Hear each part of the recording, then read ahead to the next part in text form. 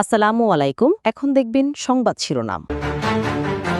প্রধানমন্ত্রী হিসেবে প্রথমবার নয়াপল্টনে দলের কেন্দ্রীয় কার্যালয় তারেক রহমান, রাস্তা আটকে রাজনৈতিক কর্মসূচি না করতে নেতাকর্মীদের নির্দেশ।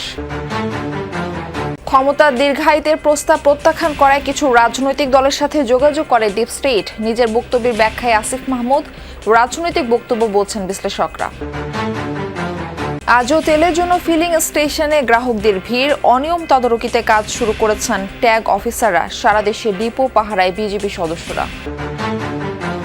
ছুটি কাটিয়ে আজও ঢাকামুখী কর্মজীবীরা, খুলছে অফিস, আদালত আর শিক্ষা প্রতিষ্ঠান। পুরনো চেহারায় ফিরছে রাজধানী। ভূমধ্যসাগরে নৌকা ডুবে 22 অভিবাসন প্রত্যাশী মৃত্যু, জীবিত উদ্ধার 26 জন, হতাহতদের অধিকাংশই বাংলাদেশ ও সুদানের। আইএমএফ ঋণের অর্থ ছাড় নিয়ে দুশ্চিন্তা, রোডম্যাপ আর স্পষ্ট প্রতিশ্রুতি চায় সংস্থাটি। আর্থিক খাতে সংস্কার প্রয়োজন, মত বিশ্লেষকদের। দ্বিতীয় মাসে গড়ালো মধ্যপ্রাচ্য যুদ্ধ পরিস্থিতি, যুক্তরাষ্ট্র ইসরায়েলের বিশ্ববিদ্যালয়ে হামলার হুমকি ইরানের, ইহুদি রাষ্ট্রে দ্বিতীয় দফা মিসাইল ছুড়ল হুতি। এতক্ষণ শুনছিলেন সংবাদ শিরোনাম, এখন দেখবেন বিস্তারিত। প্রধানমন্ত্রী হিসেবে দায়িত্ব গ্রহণের পর প্রথমবার দলের কেন্দ্রীয় কার্যালয়ে গেলেন বিএনপি চেয়ারম্যান তারেক রহমান। এ সময় দলীয় নেতাকর্মীদের উৎস ভালোবাসায় সিক্ত হন তিনি। অবশ্য নেতাকর্মীদের চাপে সড়কে যান চলাচল বন্ধ হওয়ায় ক্ষুব্ধ হন বিএনপি চেয়ারম্যান। বলেন, বিএনপি সরকারের উপর জনগণের অনেক প্রত্যাশা, তাই সাধারণ মানুষের সমস্যার কারণ না হওয়ার নির্দেশ দেন। বিএনপি চেয়ারম্যান জানান, সাংগঠনিক কাজে এখন থেকে প্রায় নয়াপল্টনে আসবেন তিনি। বিএনপির আন্দোলন সংগ্রামের সাক্ষী নয়াপল্টনে প্রধানমন্ত্রী তারেক রহমান। মুহুর্মুহু স্লোগান আর উষ্ণ ভালোবাসায় প্রিয় নেতাকে বরণ করেন নেতাকর্মীরা। শুরুতেই বৈঠক করেন দলের নেতাদের সাথে, ডেকে নেন অঙ্গ সহযোগী সংগঠনের শীর্ষ নেতাদের। গভর্নমেন্টের জায়গায় কাজ করবে, দেশের জনগণের কাজ করবে। আমরা সংগঠনের জায়গায় কাজ করব, সংগঠনকে সুসংগঠিত রাখবো। সরকারে গেলে যেই কাজগুলো ব্যস্ততা থাকতে হয় মন্ত্রী এমপিদের, স্বাভাবিক কারণেই আমার মনে হয় দলকে আলাদা করলে খুব ভালো হয়। যারা 5 তারিখ আগে যারা কাজ করে রাজপথে ছিল তাদেরকে মূল্যায়ন করে যারা রাজপথে এবং দলকে আরো সুসংগঠিত করুক।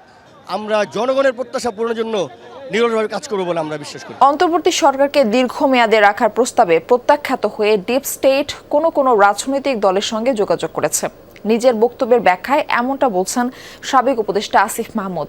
তার দাবি, এই ডিপ স্টেট দেশি বিদেশি শক্তির সমন্বয়ে গঠিত, যদিও তার মন্তব্যকে রাজনৈতিক বক্তব্য হিসেবে দেখছেন বিশ্লেষকরা। তারা বলছেন, রাজনৈতিক অস্থিতিশীলতার কারণে ডিপ স্টেট সক্রিয় হয়ে থাকে। যাদেরকে আসলে ডিপ স্টেট বলা হয় তাদের থেকে আমাদেরকে অফার করা হয়েছিল যে আপনারা শেখ হাসিনার যে মেয়াদ আছে 2029 সাল পর্যন্ত, সেটা শেষ করেন, আপনারা শেষ করেন, আমরা আপনাদেরকে সহযোগিতা করি। তাদের সার্টেন কিছু শর্ত ছিল। যে সাবেক ছাত্র উপদেষ্টা আসিফের এই বক্তব্য বিশ্লেষণে জানা দরকার ডিপ স্টেট ধারণাটি কি। বিশ্লেষক মহিউদ্দিন আহমেদ বলছেন, ডিপ স্টেট বলতে অদৃশ্য ক্ষমতা কাঠামোকে বোঝায়, যেখানে সামরিক আমলাতন্ত্র বা গোয়েন্দা সংস্থার একটি অংশ সরাসরি বা পরোক্ষভাবে রাজনৈতিক সিদ্ধান্তে প্রভাব বিস্তার করে। অনেক দেশেই এমন শক্তির প্রভাব রয়েছে। সামরিক বাহিনী আছে, আমলাতন্ত্র আছে, এর বাইরে আছে সিভিল সোসাইটি, তার সঙ্গে একটা আঞ্চলিক বা আন্তর্জাতিক ডিপ স্টেটের একটা সংযোগ থাকে। কখনো রয়ের কথা শুনি, কখনো আইএসআই এর কথা শুনি, কখনো সিআই এর কথা তো আমরা শুনেই যাচ্ছি। তারা যখন অ্যাক্ট করে এবং রাজনৈতিক শক্তিকে ওভার পাওয়ার করে ফেলে, তখন আমরা বলি যে একটা ডিপ স্টেট। দেশ জুড়ে নিরবচ্ছিন্ন জ্বালানি তেল সরবরাহে আজ থেকে বেশ কিছু নতুন সিদ্ধান্ত কার্যকর হওয়ার কথা, যার অন্যতম প্রত্যেক পাম্পে নজরদারিতে থাকবেন পর্যবেক্ষক কর্মকর্তা। পাম্পগুলোতে প্রতিটি পাম্পে প্রায় এইরকম একটি ব্যানার টাঙানো, যেখানে লেখা যে তেল নাই পাম্পে এবং পাম্প বন্ধ। প্রতিটি পাম্পগুলোতে এই সকাল থেকে ঘুরে দেখা গেছে যে বেশ কয়েকজন যারা ভোক্তারা রয়েছেন তারা পাম্পগুলোতে আসছেন এবং তেল না থাকার কারণে কিন্তু তারা ফিরে যাচ্ছেন এবং বিভিন্ন পাম্পগুলোতে তারা খোঁজ খবর নিচ্ছেন। আসলে কোনোটাতেই এখন পর্যন্ত জ্বালানি তেলের যে সরবরাহ সেটি কিন্তু নেই। মূলত পাম্প মালিকরা যেটি বলছেন যে গতকাল রাত থেকেই যখন জ্বালানি তেল শেষ হয়ে গেছে মজুদ, তারপর থেকে কিন্তু তেলের সরবরাহ বন্ধ এবং পাম্পগুলো বন্ধ। আজকে সকাল 7টা থেকে ডিপোগুলো খোলার কথা রয়েছে এবং তার পরপর থেকে কিন্তু যারা ভোক্তা রয়েছেন তারা আশা করছেন যে আজকে অন্তত দিনের 12টা 1টা কিংবা তার আগেই হয়তো তেলের সরবরাহ স্বাভাবিক হবে। পরিবার প্রিয়জনের সাথে ঈদ আনন্দ ভাগাভাগি শেষে আজও কর্মস্থলে ফিরছেন নগরবাসী। ভোরের রাজধানীর সদরঘাট লঞ্চ টার্মিনালে দেখা যায় ঢাকামুখী মানুষের ভিড়। যাত্রীরা বলছেন বেশ স্বস্তির সাথে পরিবারের সবার সাথে ঈদ উদযাপন করেছেন তারা। ছুটি শেষে ফিরছেন নিজ নিজ কাজের জায়গায়। জানান দেশের বিভিন্ন এলাকায় ঘটা দুর্ঘটনা খানিকটা মলিন করেছে উৎসবের আনন্দ। পরিবারকে ছেড়ে আসতে কষ্ট হলেও জীবিকার তাগিদে আবারও ফিরেছেন রাজধানীতে। আলহামদুলিল্লাহ অনেকটাই ভালো লাগলো, কিন্তু বিশেষ করে দুঃখজনক হলো এবারে ঈদটা মনে করেন যে 2-3টা দুর্ঘটনা। আগে একটা যে জার্নি ছিল যে বাইক উঠানো নামানো ওই জার্নিগুলো এখন আর নাই, খুবই ফার্স্ট ক্লাসে আসছে। ছেলে মেয়ে স্ত্রী আত্মীয় সবাই আমাদের সাথে একসাথে ঈদ করছি, জি জামাই নাইনাতকে সবাই নিয়ে খুব আনন্দ। কর্মস্থলে আমাদের ফিরতে হবে, এই জন্য আমরা কষ্ট করে ফিরেছি, কিন্তু আনন্দ হয়েছে আর কি। অবৈধ পথে ইউরোপ পাড়ি দেওয়ার সময় ভূমধ্যসাগরে নৌকাডুবিতে মৃত্যু হলো 22 অভিবাসন প্রত্যাশীর। আশঙ্কা তাদের বেশিরভাগই বাংলাদেশ ও সুদানের নাগরিক।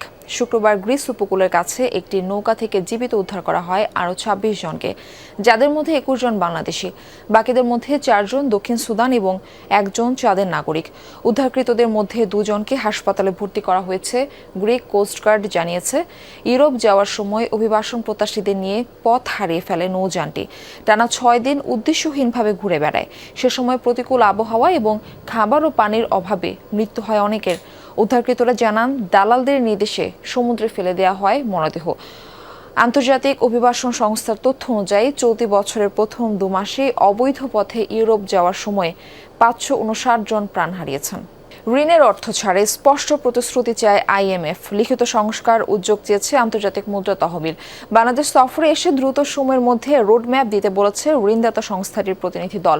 তারপর ঋণ কার্যক্রম সচল করার বিষয়ে হবে আলোচনা। বিশ্লেষকরা বলছেন আর্থিক খাতে সংস্কার প্রয়োজন, জ্বালানি সংকট সমাধানে আর্থিক সহায়তা দরকার, স্বল্প সুদ আর দীর্ঘমেয়াদী ঋণের উৎস খুঁজে বের করতে হবে। 24 মার্চ মঙ্গলবার সচিবালয়ে প্রধানমন্ত্রীর সঙ্গে সাক্ষাৎ করেন IMF এশিয়া ও প্যাসিফিক বিভাগের পরিচালক কৃষ্ণ শ্রীনিবাসন। পরে অর্থমন্ত্রী আমির খসরু মোহাম্মদ চৌধুরীর সঙ্গে বৈঠক করে প্রতিনিধি দল। ওই দিনই বাংলাদেশ ব্যাংক গভর্নর এবং নীতি নির্ধারকদের সঙ্গে বৈঠক করে সফররত কৃষ্ণ শ্রীনিবাসন। সেখানে সংস্কার পদক্ষেপ লিখিত আকারে পাঠানোর পরামর্শ দিয়েছে IMF। স্পষ্ট করে জানাতে হবে রোডম্যাপ। হামলা পাল্টা হামলায় দ্বিতীয় মাসে গড়ালো মধ্যপ্রাচ্যের যুদ্ধ পরিস্থিতি। ইরানের বিভিন্ন শহরে তাণ্ডব চালিয়ে যাচ্ছে যুক্তরাষ্ট্র ইসরায়েল যৌথ বাহিনী। ইরানও সমান তালে দিচ্ছে জবাব। তেহরান বিশ্ববিদ্যালয়ে হামলার প্রতিশোধে পশ্চিম এশিয়ায় অবস্থানরত যুক্তরাষ্ট্র ইসরায়েলের বিশ্ববিদ্যালয়গুলোতে হামলার হুমকি দিয়েছে IRGC। শিক্ষার্থী ও কর্মীদের সরে যেতে সতর্ক বার্তা দেওয়া হয়েছে। ইরানের খুজেস্থানে আরও একটি পানি শোধনাগারে হামলা চালিয়েছে যৌথ বাহিনী। দফায় দফায় বিস্ফোরণ হয়েছে রাজধানী তেহরানে। বুশেহর প্রদেশে হামলায় নিহত এক পরিবারের 4 জন, আক্রান্ত কেরমানশাহ, মাশহাদ ও বন্দর আব্বাস। জবাবে বাহরাইন ও সংযুক্ত আরব আমিরাতের অ্যালুমিনিয়াম উৎপাদন স্থাপনায় হামলা চালিয়েছে ইরান। কুয়েত বিমানবন্দরে ক্ষতিগ্রস্ত জ্বালানি ট্যাঙ্কার ও রাডার ব্যবস্থা। ইসরায়েলের হাইফায় একটি রাডার সেন্টার ও বেন গুরিয়ন বিমানবন্দরে জ্বালানি ডিপোতে আঘাত এনেছে ইরানের মিসাইল।